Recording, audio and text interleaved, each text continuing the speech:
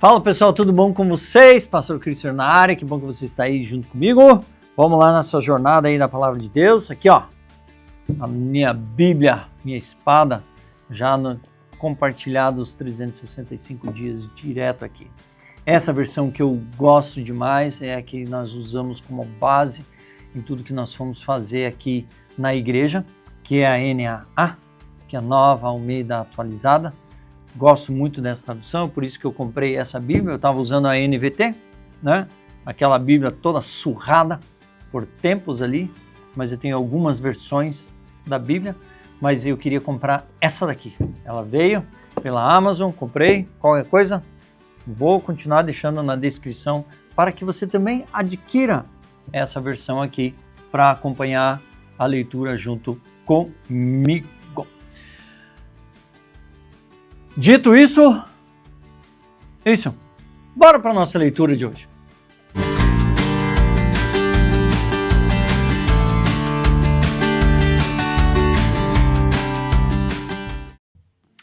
Muito bem, estamos aí na nossa leitura de dia 137. Estamos avançando no segundo terço da nossa leitura do ano, beleza? É importante, agora nós estamos aí num desafio aí com Davi. Davi está sendo perseguido, agora não adianta mais. Mical teve que mandar ele embora. Não teve que mandar embora, mas incentivou ele a sair porque senão o pai dela ia matá-lo. E antigamente era assim os reinados, né? Os sacrifícios aos filhos, os filhos primogênitos, já comentei isso aqui, né? Todo primogênito era do Senhor, todos eram sacrificados, as nações adotaram isso, então todos matavam os primogênitos, e a gente vê a história sendo trazida dessa forma, e Jesus ali no tabernáculo, ali nos direcionamentos ali, nas leis, ele fala ali ele decreta isso para Moisés, no momento dos sacrifícios, falando que existe o resgate, o sacrifício, a oferta de resgate, que você sacrifica para que o primogênito não fosse morto, porque todo primogênito é do Senhor. Então, isso faz com que eles tenham esse poder de estar com os filhos, porque o povo é diferente. Deus quer que as pessoas vivam e não mais sacrifiquem os filhos, mas sim ofertem para o Senhor um resgate pelo primogênito. Mas é assim, vou matar e mata. Hoje em dia é um pouquinho diferente, mas nas nações de perseguição ali, a gente vê que nem a gente apoia bastante, a gente acompanha o Portas Abertas, que faz um trabalho fantástico, né, de apoio aos cristãos, né, principalmente nesses países que perseguem os cristãos. Então, temos que fazer a nossa parte. Nós estamos bem aqui, pelo menos aqui em Curitiba, no Paraná nós estamos bem, no Brasil nós estamos bem, outros países estamos bem, né? Mas eu creio que o Brasil está sendo avivado, os jovens, adolescentes, as pessoas estão sendo avivadas para algo novo. Para isso eu quero incentivar as pessoas a fundamentar esse avivamento aonde? Na Palavra de Deus. Por isso é importante nós lermos e eu vou insistir nisso. Ler a Bíblia todos os dias. Beleza? Tá com a tua Bíblia aí? Bora lá? Leitura de dia 137. 1 Samuel 20, de versículo 1 até 21, 15.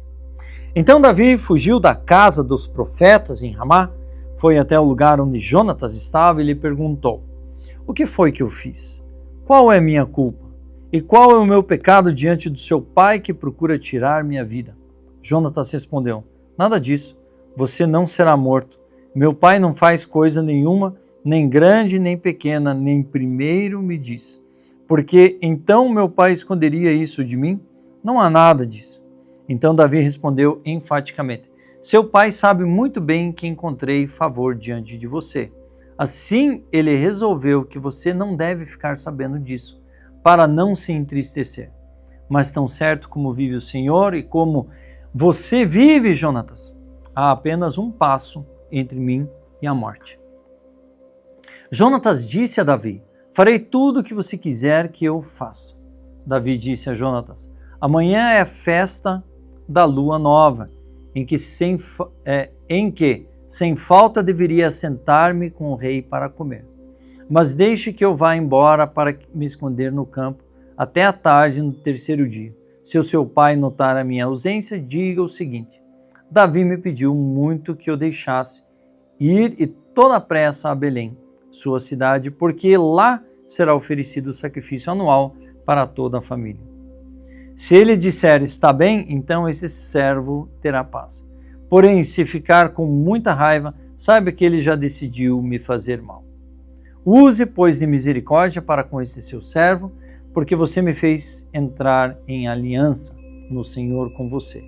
Mas se sou culpado, mate-me você mesmo, porque você me levaria ao seu pai. Então Jonatas disse: nada disso. Se eu de algum modo soubesse que o meu pai está determinado a trazer esse mal sobre você, acha que eu não avisaria você? Então Davi perguntou: quem irá me avisar se por acaso o seu pai lhe responder asperamente? Jonatas respondeu: venha, vamos ao campo. E eles foram. Jonatas disse a Davi: o Senhor, Deus de Israel, seja testemunha. Amanhã ou depois de amanhã, a essas horas sondarei meu pai.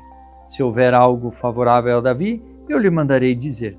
Mas se meu pai quiser fazer mal a você, que o Senhor faça com Jonatas o que bem quiser, se eu não avisar disso e não o deixar ir embora, para que você siga em paz. O que o Senhor esteja com você, como tem estado com o meu pai. E se eu, então, ainda viver, use para comigo a bondade do Senhor, para que não morra, nem tampouco jamais afaste da minha casa a sua bondade, nem ainda quando o Senhor eliminar da face da terra todos os inimigos de Davi. Assim, Jonatas fez aliança com a casa de Davi, dizendo: que o Senhor vingue os inimigos de Davi. Jonatas fez com que Davi jurasse de novo, pelo amor que lhe tinha, porque Jonatas o amava com todo o amor de sua alma. Jonatas disse a Davi: amanhã é a festa de lua nova. Eles vão perguntar por você, porque o seu lugar estará vazio. No terceiro dia, vá depressa ao lugar onde você se escondeu no dia do combinado e fique junto à pedra de Ezel. Atirarei 3 flechas para aquele lado, com quem atira ao alvo. Eis que mandarei o moço e lhe direi: vá, procure as flechas. Se eu disser ao moço: olhe, as flechas estão para cá de você, traga-as. Então venha, Davi, porque tão certo como vive o Senhor, você terá paz e nada há de temer. Porém, se eu disser ao moço: olha, as flechas estão mais para lá de você, vá embora, porque o Senhor manda que você vá. Quanto àquilo de que eu e você falamos, eis que o Senhor é a nossa testemunha para sempre. Então Davi se escondeu no campo, e sendo a festa da lua cheia, o rei se pôs à mesa para comer. O rei sentou-se na sua cadeira, segundo o costume, no lugar junto à parede. Jonatas ficou na frente dele, e Abner sentou-se ao lado de Saul. Mas o lugar de Davi estava desocupado. Porém, naquele dia, Saul não disse nada, pois pensava: deve ter acontecido alguma coisa com ele. Ele está cerimonialmente impuro. Certamente está impuro. No dia seguinte, o segundo dia de festa da lua nova, o lugar de Davi continuava desocupado. Então Saul perguntou a Jonatas, seu filho: por que o filho de Jessé não veio comer nem ontem, nem hoje? Jonatas respondeu: Davi me pediu encarecidamente que eu deixasse ir a Belém. Ele me disse: peço que você me deixe ir, porque a nossa família tem um sacrifício na cidade, e um de meus irmãos insiste comigo para que eu vá. Portanto, se encontrou favor nos seus olhos, peço que deixe partir, para que eu veja os meus irmãos. Por isso não veio à mesa do rei. Então Saul ficou irado com Jonatas e lhe disse: seu filho de mulher vadia e rebelde, você acha que eu não sei que você elegeu o filho de Jessé para a vergonha sua e para a vergonha da sua mãe? Pois enquanto o filho de Jessé viver sobre a terra, nem você estará seguro, nem seguro estará o seu reino, Por isso, mande buscá-lo agora, porque deve morrer. Básico. Então Jonatas perguntou a Saul, seu pai, por que ele deve morrer? O que foi que ele fez? Então Saul atirou a sua lança contra Jonatas para matá-lo. Com isso, Jonatas entendeu que, de fato, seu pai já havia decidido matar Davi. Por isso, Jonatas, em sua raiva, se levantou da mesa e, no segundo dia de festa de lua, não comeu pão, pois ficou muito sentido por causa de Davi, a quem seu pai havia insultado. Na manhã seguinte, Jonatas saiu ao campo no tempo combinado com Davi e levou consigo um rapazinho. Então disse ao seu rapaz, corre e busque as flechas que eu atirar. O rapaz correu e ele atirou uma flecha que fez passar além do rapaz. Quando o rapaz chegou ao lugar da flecha que Jonatas havia atirado, Jonatas gritou atrás dele, a flecha não está mais para lá de você? Jonatas gritou mais uma vez, vamos, depressa, não fique aí parado. O rapaz de Jonatas apanhou as flechas e voltou ao seu senhor. O rapaz não entendeu coisa alguma, pois só Jonatas e Davi sabiam desse combinado. Então Jonatas deu as suas armas ao rapaz, que o acompanhava, e lhe disse, vá, leve-as para a cidade. Quando o rapaz foi embora, Davi se levantou do lado do monte de pedras e prostrou o rosto em terra 3 vezes. E beijaram um ao outro e choraram juntos. Davi, porém, muito mais. Então Jonatas disse a Davi, vá em paz, porque ambos juramos em nome do Senhor, dizendo, o Senhor seja sempre testemunha entre mim e você, e entre a minha descendência e a sua descendência. Então Davi se levantou e foi embora, e Jonatas voltou para a cidade.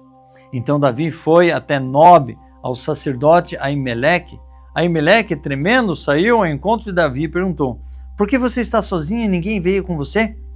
Davi respondeu ao sacerdote Aimeleque, o rei me deu uma ordem e me disse que ninguém deveria saber por que ele me enviou e qual é a tarefa de que me incumbiu.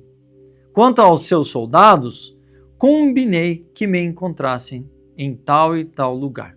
Agora o que você tem à mão, dê-me 5 pães e o que puder encontrar.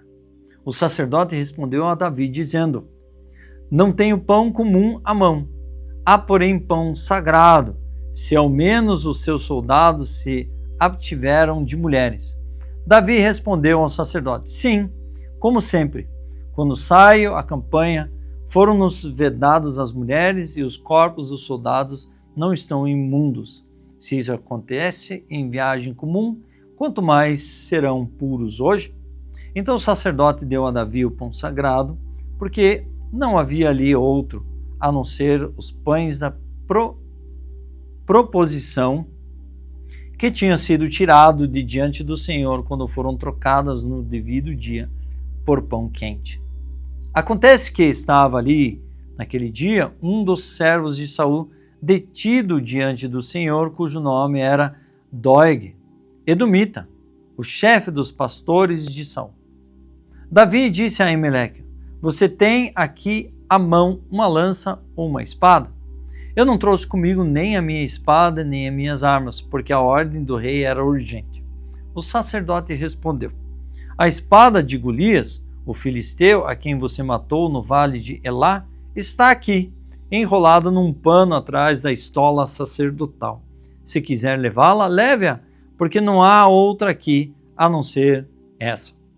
Davi disse, não há outra semelhante, dê-me essa espada. Naquele dia, Davi se levantou e fugiu de Saul. Ele foi procurar Aquis, rei de Gate, porém os servos de Aquis lhe disseram, este não é Davi, o rei da terra? Não é a respeito dele que se cantam nas danças, dizendo, Saul matou seus milhares, porém Davi os seus 10 milhares? Davi guardou essas palavras no coração e teve muito medo de Aquis, rei de Gate. Por isso, mudou o seu comportamento diante deles, fingindo-se de louco nas mãos deles. Fazia riscos nos batentes dos portões e deixava escorrer saliva pela boca. Então Aquis disse aos seus servos, vocês estão vendo que esse homem está louco. Por que o trouxeram para cá? Será que estou com falta de doidos para que vocês me trouxessem este para fazer doidices diante de mim? Devo deixar que este entre na minha casa? Olha, Davi tendo que se fazer de louco, até babando. E assim Davi vai fugindo. Vai ser uma jornada grande, sim. João 9, 1, 41. Enquanto Jesus caminhava, viu um homem cego de nascença e os discípulos perguntaram: Mestre, quem pecou para que este homem nascesse cego? Ele ou os pais dele? Respondeu Jesus. O Jesus respondeu: Nem ele pecou, nem os pais dele, mas isso aconteceu porque nele se manifestem as obras de Deus. É necessário que façam as obras daquele que me enviou enquanto é noite, e noite vem, quando ninguém pode trabalhar. Enquanto estou no mundo, sou a luz do mundo. Depois de dizer isso, Jesus cuspiu na terra, fez lama com a saliva e com a lama untou os olhos do cego. Então disse ao cego: vá lavar-se no tanque de Siloé. Siloé quer dizer enviado. O cego foi, lavou e voltou vendo. Então os vizinhos e os que antes o conheciam de vista como mendigo perguntavam: não é esse o que ficava sentado pedindo esmolas? Uns diziam: é ele. Outros: não, mas se parece com ele. O homem dizia: sou eu. Então lhe perguntaram: como foram abertos seus olhos? Ele respondeu: um homem chamado Jesus fez lama, passou nos meus olhos e disse: vá ao tanque de Siloé, lave-se. Então fui, lavei-me e estou vendo. Eles perguntaram: onde está ele? Respondeu: não sei. Levaram os fariseus aquele que antes era cego. E era sábado o dia em que Jesus fez a lama. Ele abriu os olhos. Então os fariseus lhe perguntaram outra vez como podia ver. Ele respondeu: ele pôs lama nos meus olhos. Lavei-me, estou vendo. Simples assim. Por isso alguns dos fariseus diziam: esse homem não é de Deus, porque não guarda o sábado. Mas outros diziam: como pode um homem pecador fazer sinais como esses? E houve divisão entre eles. De novo perguntaram ao cego: o que você diz a respeito dele, uma vez que lhe abriu os olhos? Ele respondeu: é um profeta. Os judeus não acreditaram que ele tinha sido cego e que agora podia ver, enquanto não chamaram os pais dele. E lhe perguntaram: é esse o filho de vocês, que vocês diziam que nasceu cego? Como é que agora ele está vendo? Então os pais responderam: sabemos que esse é o nosso filho e que nasceu cego, mas não sabemos como agora vê. E também não sabemos quem lhe abriu os olhos. Perguntem a ele, pois já tem idade e poderá falar por si mesmo. Ô gente, vocês estão discutindo? Não, é o meu filho. Não faço nem ideia como é que ele está vendo. Nasceu cego? Mas como é que aconteceu? Não sei. Ele já é grande o suficiente. Pergunto para ele. Além de que eles estavam com medo. Os pais dele disseram isso porque estavam com medo dos judeus, pois esses já tinham combinado que se alguém confessasse que Jesus era Cristo, seria expulso da sinagoga. Foi por isso que os pais deles disseram: ele já tem idade e poderá falar por si mesmo. Então chamaram pela segunda vez o homem que tinha sido cego e lhe disseram: diga a verdade diante de Deus, nós sabemos que esse homem é pecador. Ele respondeu: se é pecador, não sei. Uma coisa sei, eu era cego, agora eu vejo. Perguntaram-lhe outra vez: o que ele fez a você? Como lhe abriu os olhos? Ele respondeu: eu já lhes disse, mas vocês não ouviram.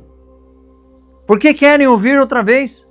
Por acaso vocês também querem se tornar discípulos dele?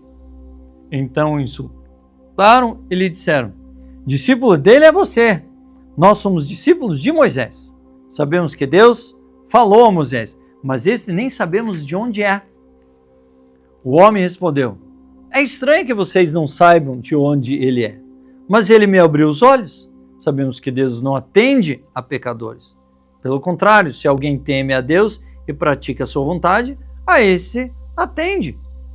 Desde que o mundo existe, jamais se ouviu que alguém tenha aberto os olhos de um cego de nascença. Se esse homem não fosse de Deus, não poderia ter feito nada. Mas eles disseram: você nasceu cheio de pecado e quer nos ensinar? E o expulsaram. Jesus ouviu que eles tinham expulsado o homem. Ao encontrá-lo, perguntou: você crê no Filho do Homem? E ele respondeu: quem é, Senhor, para que eu creia nele? E Jesus lhe disse: você já o tem visto, e é aquele que está falando com você. Então ele afirmou: eu creio, Senhor. E o adorou. Olha só. Eu até me arrepio, cara. Sério, ó. Todo arrepiado. Jesus continuou: eu vim a este mundo para juízo, a fim de que os que não veem, vejam, e os que veem se tornem cegos. Aliás, alguns dos fariseus que estavam perto dele perguntaram: por acaso também nós somos cegos? Respondeu Jesus: se vocês fossem cegos, não teriam pecado algum. Mas porque agora dizem, nós vemos, o pecado de vocês permanece. Cara, ó, me arrepio de novo. Eu creio, Jesus. Eu creio. Maravilhoso isso. Salmo 113, 1, 114, 8. Aleluia! Louvem, ó servos do Senhor, louvem o nome do Senhor. Bendito seja o nome do Senhor agora e para sempre. Do nascimento do sol até o momento em que se põe, louvado seja o nome do Senhor. Excelso é o Senhor acima de todas as nações, e sua glória está acima dos céus. Quem é semelhante ao Senhor nosso Deus, cujo trono está nas alturas, que se inclina para ver o que se passa no céu e sobre a terra? Ele levanta o pobre do pó e tira o necessitado do monte de lixo, para o fazer assentar, para fazer sentar ao lado dos príncipes, sim, com os príncipes do seu povo. O Senhor faz com que a mulher estéril viva em família e seja alegre mãe de filhos. Aleluia. 114. Quando Israel saiu do Egito e a casa de Jacó, do meio de um povo de linguagem estranha, Judá se tornou o santuário do Senhor e Israel o seu domínio. O mar viu isso e fugiu, o Jordão recuou. Os montes saltaram como carneiros e as colinas como cordeiros de rebanho. O que lhe aconteceu, ó mar, para que você fugisse assim? E você, Jordão, por que recuou? Montes, por que estão saltando como carneiros? E vocês, colinas, como cordeiros de rebanho? Trema, ó terra, na presença do Senhor, na presença de Deus de Jacó. Ele transformou a rocha em lençol de água e o rochedo em manancial. Provérbios 15, 17. Para quem está aflito, todos os dias são maus, mas a vida de quem tem o coração alegre é uma festa contínua. Melhor é o pouco havendo o temor do Senhor do que um grande tesouro onde há inquietação. Melhor é um prato de legumes onde há amor do que um boi inteiro acompanhado de ódio. Gente, dito isto, peço para você assinar o canal. Se envolva, compartilhe, dá um like, ative o sininho para não perder todos os dias, 8 horas da manhã, a nossa preciosa leitura da palavra, que nos edifica e através dela, e ela que nos transforma, apontando para Cristo, Christ, ok? Aí, ó, Palavra de Deus, 365 dias. Pastor Cristian na área, espero você na leitura do dia de amanhã.